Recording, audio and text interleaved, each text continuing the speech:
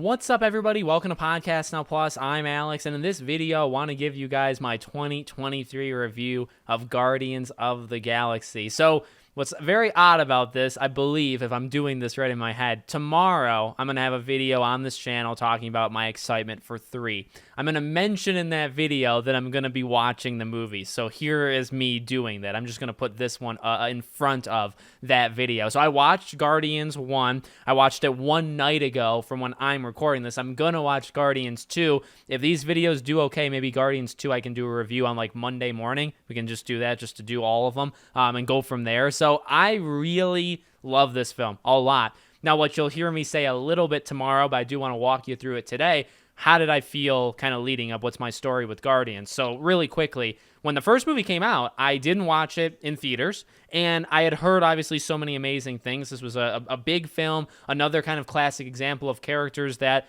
are not guaranteed to work. You know what I mean? They're characters that you really have to flesh out and make unique, make people like them, and they certainly did that. But you hear all that stuff, and when I watched this movie for the first time, I didn't like it. Truthfully, I did not like it. I didn't hate it, but I felt like nothing. I was like, well, this is a film, and I'm done with it now. I'm going on to the next thing. Now, leading into Guardians 2, I rewatched 1, and I liked it. So maybe it was, I don't know, odd timing. I really don't know actually what it was. But leading into 2, I rewatched 1, really liked it. But controversially, I like 2 more. Now, I will say, watching 1 again last night, I adore 1 is so good. We'll talk about some of the reasons why. I'm going to watch 2 over the next couple days. We'll see if I still feel that way. We'll see if 2 in my head is still better than 1. And I tweeted this. It's unbelievable how good this movie is. Because you think about it and you think, okay, this is really... I looked at my wife several times. She wasn't really watching this movie with me, but she was sitting next to me. And I said, remember when Marvel movies used to just be always like this good? Now, I don't know if every Marvel movie actually is this good. This is kind of like top end, top tier Marvel film. But like, remember when they used to be somewhat this good? You know what I mean? It's been a while, at least for me personally. You know, I've talked about the declining state of Marvel and my thoughts on that. But I watched this movie and I just think it's so good from top to bottom. Visually, it looks fantastic. It brings me back, right? Like, you see Thanos, like Ronan talking to Thanos, and you're like, wow, they're playing around with an Infinity Stone. And it's like, this was the golden age. Like, this is just when all these movies were at least good, and this movie is really one of the better ones.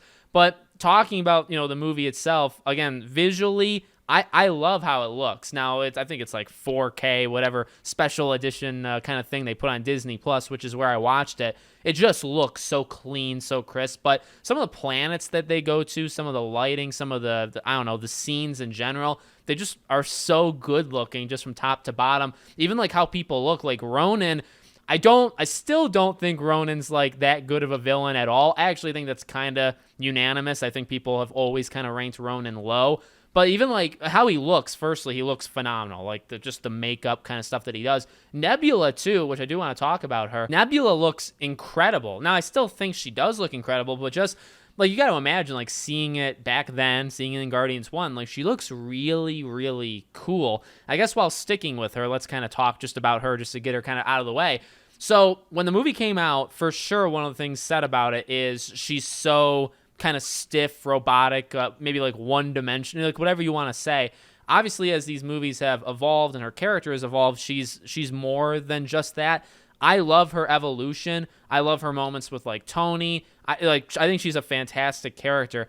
When I watched it, I think for the first time for sure, but maybe even the second time, I didn't like her character. I can truthfully tell you, watching it yesterday, I really liked it. It is one-dimensional. There's a little bit there that kind of hints that, you know, there's more to it. But I actually think for what they're going for, she's extremely good. She kind of reminds me of like almost Darth Vader in Star Wars Episode 4. I don't watch too many interviews in general. I didn't watch any interviews for Guardians. I don't know if that's anything James Gunn has ever said, but she really does remind me of Vader in Episode 4, where she's not in it too much. She is very one-dimensional when she's in it, but there's room for more. Also, like the TIE fighter thing, Vader versus her, and she eventually gets taken out, and she escapes, right? Like, it's actually very similar parallels to Vader, but I really liked her. I actually really liked her character. And then, of course, there's the core. There's the entire Guardians. And the fact that they were able to make you care about them in such short time and do it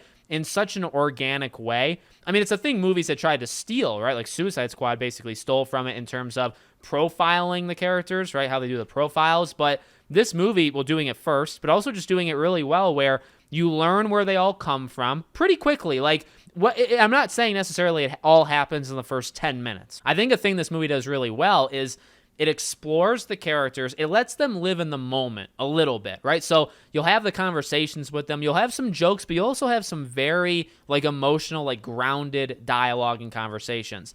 And then you'll get a really quick monologue of where they came from or what happened to them. And it's sprinkled throughout the movie, right? Like Peter goes first, but then you have like Gamora and Rocket. Rocket just kind of says it out loud, right? When he's drunk about like, hey, I didn't want to be like experimented on and put together. And that's so much later in the film when there's already been stuff that's happened and he kind of just like blurts that out, right? And it's like, oh, this movie does such a good job of allowing them to live in the moment, letting them have their emotional times, letting them have their comedy, letting them have their action and what the film is about, like the plot needs to move forward.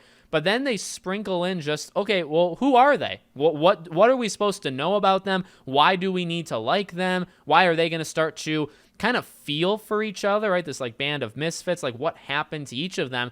It does it flawlessly. Like it does it so well. So I would say more than anything, and even like, I bring in modern Marvel, I feel like I kind of have to because this film just knows when to emotionally hit you. And it doesn't always do it with dialogue. It sometimes just does it with, I bring up the Rocket thing, right? So when Rocket's telling Peter, and I mean, it's that bar, like the gambling thing, when he's telling him just this really quick, again, it's like 2-3 sentences.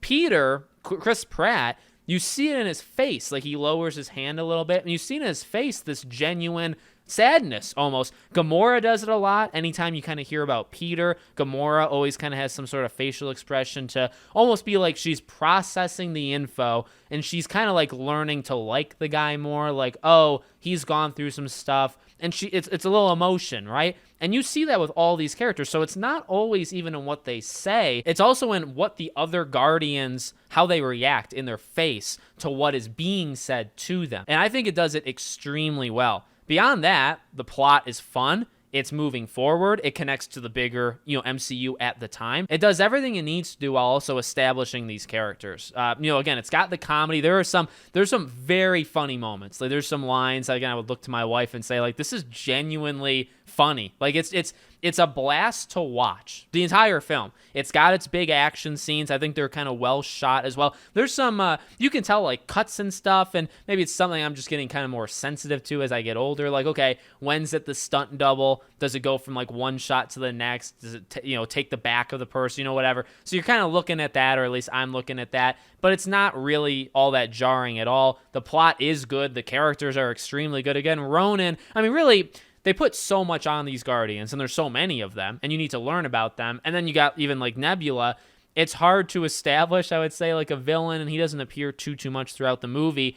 I think he's fine. He's not, again, great. He's not, I would say, like atrocious. He's kind of like right down the middle. But it's really a joy to watch because you're always feeling something. You're either laughing, or it is quite emotional, or you're reminiscing to like, this was elite. This was like elite Marvel. Not even just, I mean, man, to say Marvel, I'm the one who keeps saying it, but like it's just a really great film because it's got its action, it's got its emotions, it's got its character moments. Who cares if they're superheroes or if they even have special abilities or they don't? It's just a good movie, like period. So I love it. I love it truly way more now than I ever did. And I can genuinely say that. I love this movie way more now than I did my first time so this was my third time watching it. It only has gotten better. So maybe I should keep watching it. But I'm very much looking forward to rewatching 2. And although the quality of Marvel and all that stuff, and it doesn't even look like the box office, which is kind of sad. Like the box office for 3 is not looking too great. I hope 3 does so well, and I hope 3 is a really great movie because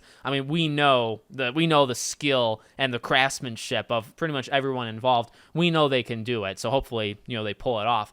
Let me know what you think about the first Guardians. Like I said, if these videos do okay, I'm more than willing to do a Guardians 2 review. That would probably be Monday, and then this upcoming Thursday will will be the Guardians 3 review on this channel. So a lot of Guardians content the next couple days or weeks. Thank you for watching, and I'll see you all on the next one.